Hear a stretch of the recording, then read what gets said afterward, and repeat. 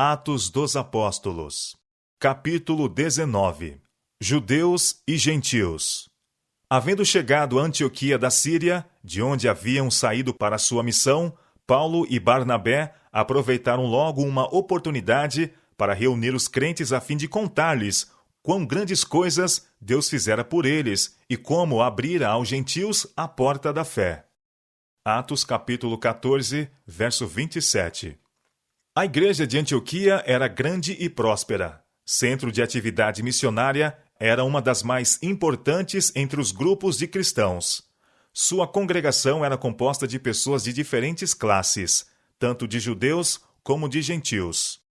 Enquanto os apóstolos se uniam aos ministros e membros leigos em Antioquia, num fervoroso esforço para ganhar conversos para Cristo, alguns crentes judeus, vindos da Judéia, da seita dos fariseus, conseguiram introduzir uma questão que em breve levou a grande controvérsia na igreja, produzindo consternação nos crentes gentílicos.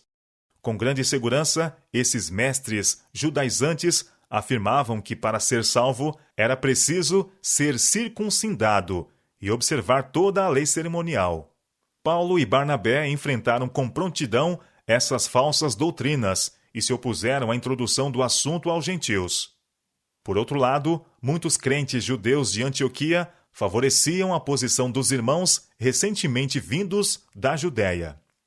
Os conversos judeus não eram geralmente inclinados a mudar tão rapidamente quanto a providência de Deus abria o caminho.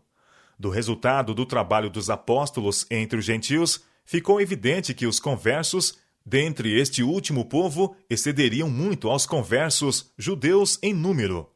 Os judeus temiam que, se as restrições e cerimônias de sua lei não fossem tornadas obrigatórias aos gentios, como condição para se tornarem membros da igreja, as peculiaridades nacionais dos judeus, que até então os tinham mantido como um povo distinto de todos os outros povos, desapareceriam finalmente dentre os que recebiam a mensagem do Evangelho. Os judeus se haviam sempre orgulhado de seu cerimonial de instituição divina, e muitos dos que se haviam convertido à fé de Cristo ainda sentiam que, uma vez que Deus havia claramente esboçado a forma hebreia de adoração, era pouco provável que ele tivesse autorizado uma mudança em quaisquer de suas especificações. Insistiam em que as leis e cerimônias judaicas deviam ser incorporadas aos ritos da religião cristã. Eram tardos em discernir que todas as ofertas sacrificais não tinham senão prefigurado a morte do Filho de Deus, em que o tipo encontrou o antítipo, depois do que os ritos e cerimônias da dispensação mosaica não mais deviam perdurar. Antes de sua conversão, Paulo se havia considerado irrepreensível, segundo a justiça que há na lei. Filipenses capítulo 3, verso 6. Mas desde sua mudança de coração, ele havia alcançado uma clara concepção da missão do Salvador como redentor da raça toda, judeus e gentios, e aprender a diferença entre uma fé viva e um formalismo morto. À luz do Evangelho, os antigos ritos e cerimônias confiados a Israel haviam ganho uma nova e mais profunda significação. Aquilo que haviam prefigurado tinha se cumprido, e os que estavam vivendo sob a dispensação do Evangelho tinham ficado livres de sua observância. A imutável lei de Deus, dos 10 mandamentos, entretanto, Paulo ainda guardava no espírito, bem como na letra. Na igreja de Antioquia, a consideração do assunto da circuncisão deu em resultado muitas discussões e litígio. Afinal, os membros da igreja, temendo que o resultado de continuada discussão fosse uma divisão entre eles, decidiram enviar a Jerusalém Paulo e Barnabé, juntamente com alguns homens de responsabilidade na igreja, a fim de exporem a questão perante os apóstolos e anciãos. Ali deviam eles encontrar-se com delegados de diversas igrejas e com os que tinham ido a Jerusalém para assistir às próximas festas. Enquanto isso, toda a discussão devia cessar até que fosse pronunciada a decisão do Concílio Geral. Essa decisão devia ser, então, universalmente aceita pelas várias igrejas em todo o país. Em caminho para Jerusalém, os apóstolos visitaram os crentes das cidades por onde passavam e encorajavam-nos, relatando sua experiência na obra de Deus e na conversão dos gentios. Em Jerusalém, os delegados de Antioquia se encontraram com os irmãos das várias igrejas que se haviam congregado para a reunião geral, e a estes relataram os sucessos que seu ministério entre os gentios haviam alcançado. Deram-lhes, então, um claro esboço da confusão que resultara porque certos fariseus convertidos tinham ido a Antioquia, declarando que, para serem salvos, os conversos gentios precisavam ser circuncidados e deviam guardar a lei de Moisés. Essa questão foi ardorosamente debatida na Assembleia. Em íntima relação com o assunto da circuncisão estavam vários outros que demandavam cuidadoso estudo. Um deles era quanto à atitude a ser tomada com respeito a carnes sacrificadas a ídolos. Muitos dos gentios convertidos estavam vivendo entre pessoas ignorantes e supersticiosas, que faziam frequentes sacrifícios e ofertas a ídolos. Os sacerdotes desse culto pagão mercadejavam extensamente com ofertas a eles trazidas, e os judeus temiam que os gentios conversos pudessem levar descrédito ao cristianismo, comprando aquilo que tinha sido sacrificado aos ídolos, sancionando assim, em certa medida, costumes idólatras. Além disso, os gentios estavam acostumados a comer carne de animais estrangulados, ao passo que os judeus tinham sido divinamente instruídos de que, quando animais fossem mortos para alimento, se tomasse particular cuidado para que o sangue fosse derramado do corpo. A não ser assim, a carne não poderia ser considerada saudável. Deus havia dado essas injunções aos judeus a fim de preservar-lhes a saúde. Os judeus consideravam pecaminoso usar sangue como alimento. Consideravam que o sangue era a vida e que o derramamento do sangue era consequência do pecado. Os gentios, ao contrário, costumavam aparar o sangue derramado da vítima sacrificial e usá-lo na preparação de alimento. Os judeus não podiam crer que estivessem obrigados a mudar de costumes que haviam adotado sob a especial direção de Deus. Portanto, como as coisas então se apresentavam, se um judeu e um gentio se assentassem à mesma mesa para comer, o primeiro se consideraria ofendido e ultrajado pelo último. Os gentios, e especialmente os gregos, eram extremamente liberais, e havia o perigo de que alguns, não convertidos de coração, fizessem uma profissão de fé sem renunciar às suas más práticas. Os cristãos judeus não podiam tolerar a imoralidade, que nem mesmo era considerada crime pelos pagãos. Os judeus, portanto, consideravam necessário que a circuncisão e a observância da lei cerimonial fossem impostas aos conversos gentios como um teste de sua sinceridade e devoção. Isso, cria eles, poderia impedir que se aliassem à igreja os que, adotando a fé, sem verdadeira conversão, pudessem mais tarde trazer opróbrio sobre a causa por imoralidade e excesso. Pelos vários pontos envolvidos na regulamentação da principal questão em jogo, parecia que o concílio estava diante de dificuldades insuperáveis. Mas o Espírito Santo já havia, em realidade, solucionado essa questão de cuja decisão dependeria a prosperidade, se não a própria existência da igreja cristã. E havendo grande contenda, levantou-se Pedro e disse-lhes: Varões irmãos, bem sabeis que já há muito tempo Deus me elegeu dentre vós para que os gentios ouvissem da minha boca a palavra do Evangelho e crescem.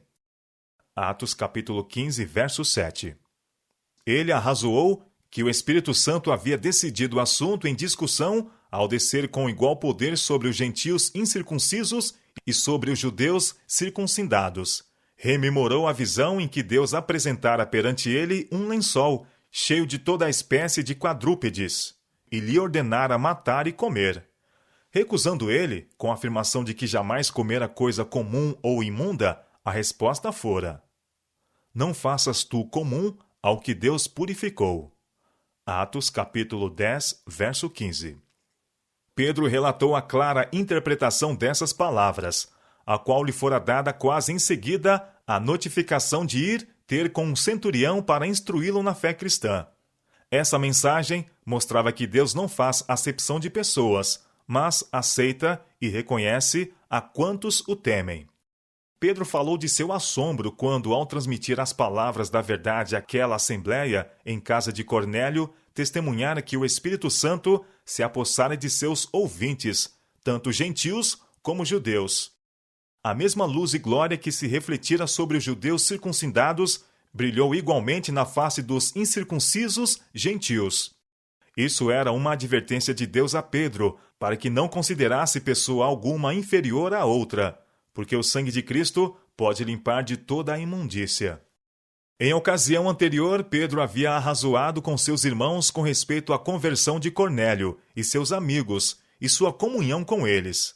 Ao relatar nessa ocasião como o Espírito Santo descera sobre os gentios, declarara: Portanto, se Deus lhes deu o mesmo dom que a nós, quanto havemos crido no Senhor Jesus Cristo, quem era então eu, para que pudesse resistir a Deus? Atos, capítulo 11, verso 17. Agora, com igual fervor e força, ele afirma: E Deus, que conhece os corações, lhes deu testemunho, dando-lhes o Espírito Santo, assim como também a nós. E não faz diferença alguma entre eles e nós, purificando seus corações pela fé. Agora, pois, por que tentais a Deus, pondo sobre a cerviz dos discípulos um jugo que nem nossos pais, nem nós pudemos suportar? Atos, capítulo 15, verso 10. Esse jugo não era a lei dos 10 mandamentos, como afirmam alguns que se opõem aos reclamos da lei. Pedro se refere aqui à lei das cerimônias, tornada nula e vã pela crucifixão de Cristo. A preleção de Pedro levou a Assembleia ao ponto de poderem ouvir com paciência a Paulo e a Barnabé relatarem suas experiências na obra pelos gentios.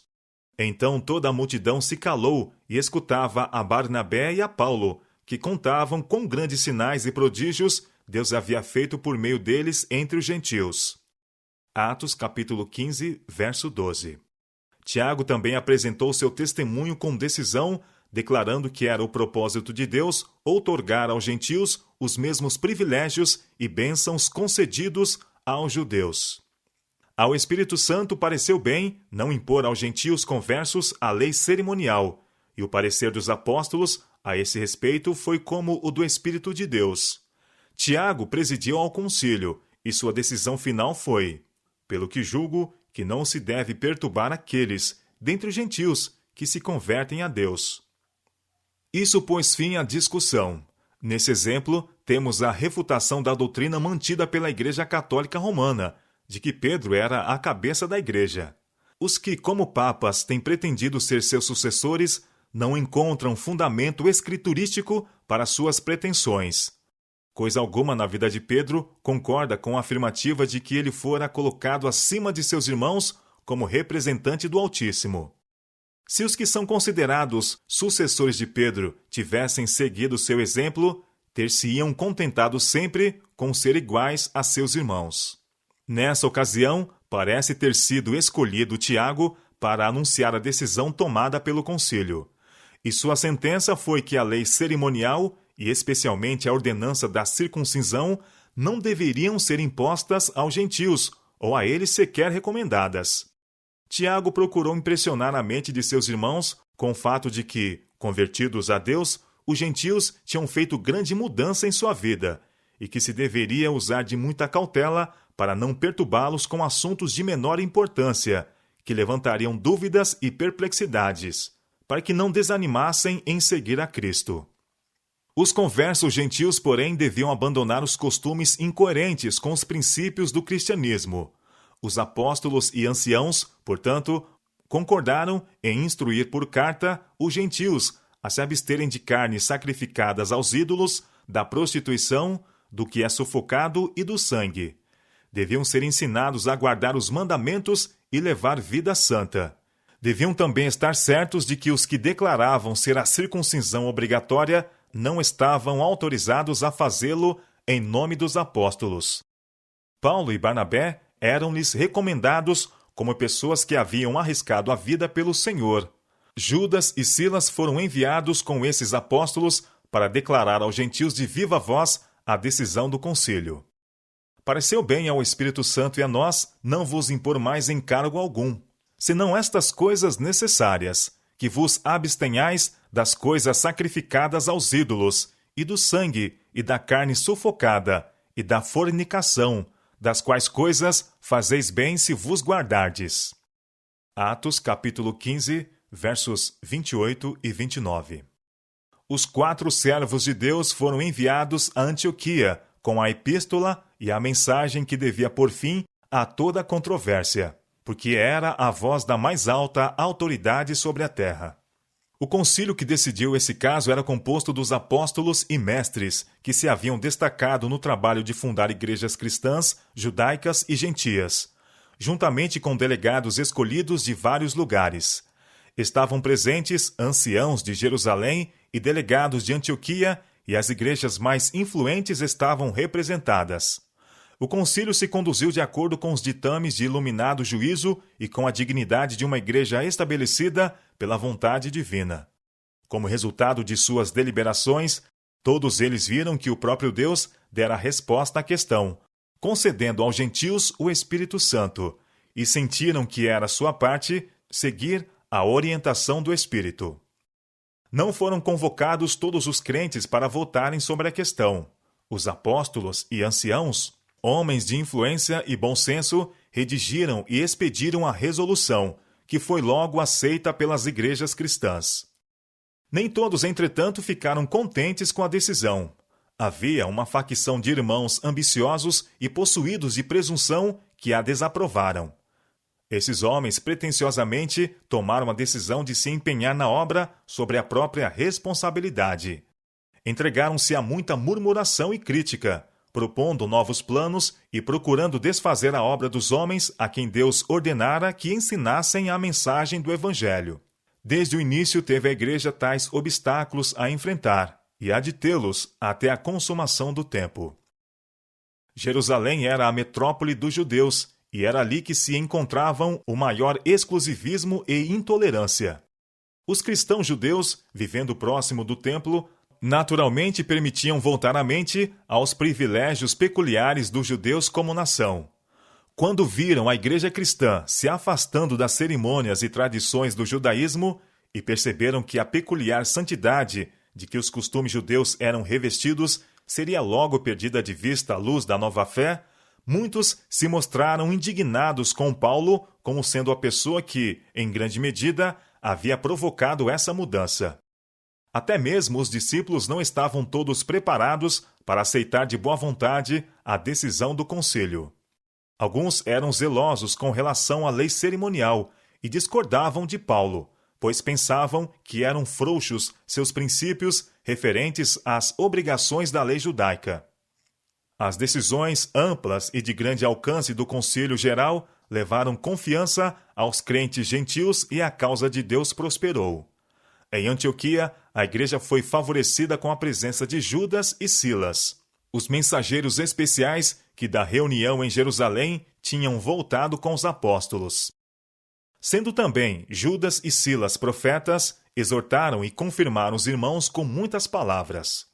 Atos capítulo 15, verso 32. Esses homens piedosos se detiveram em Antioquia por algum tempo, e Paulo e Barnabé ficaram em Antioquia, ensinando e pregando com muitos outros a palavra do Senhor. Atos capítulo 15, verso 35. Quando Pedro, posteriormente visitou Antioquia, captou a confiança de muitos por sua conduta prudente para com os conversos gentios. Por algum tempo ele agiu de acordo com a luz dada pelo céu. Dominou seu natural preconceito até o ponto de sentar-se à mesa com os conversos gentios. Mas, quando certos judeus zelosos da lei cerimonial vieram de Jerusalém, Pedro mudou inesperadamente o seu procedimento para com os conversos do paganismo. Alguns judeus também dissimulavam com ele, de maneira que até Barnabé se deixou levar pela sua dissimulação. Gálatas capítulo 2, verso 13. Essa revelação de fraqueza da parte daqueles que haviam sido respeitados e amados como dirigentes produziu dolorosa impressão na mente dos crentes gentios. A igreja foi ameaçada de divisão. Mas Paulo, que viu a subversiva influência do erro praticado para com a igreja pela duplicidade de atitude da parte de Pedro, reprovou-o abertamente por dissimular assim seus verdadeiros sentimentos. Na presença da igreja, Paulo arguiu a Pedro: se tu, sendo judeu, vive como os gentios e não como judeu, por que obrigas os gentios a viverem como judeus? Gálatas capítulo 2, verso 14. Pedro viu o erro em que havia caído e procurou imediatamente reparar, tanto quanto possível, o mal que causara.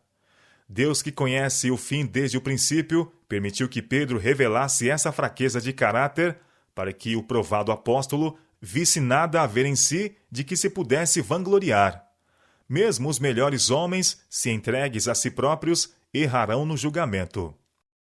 Deus viu também que no tempo por vir, alguns seriam tão iludidos que atribuiriam a Pedro e seus pretensos sucessores as elevadas prerrogativas que só a Deus pertencem. E esse registro de fraqueza do apóstolo permanece como prova de sua falibilidade e de que ele, de algum modo, esteve acima do nível dos outros apóstolos.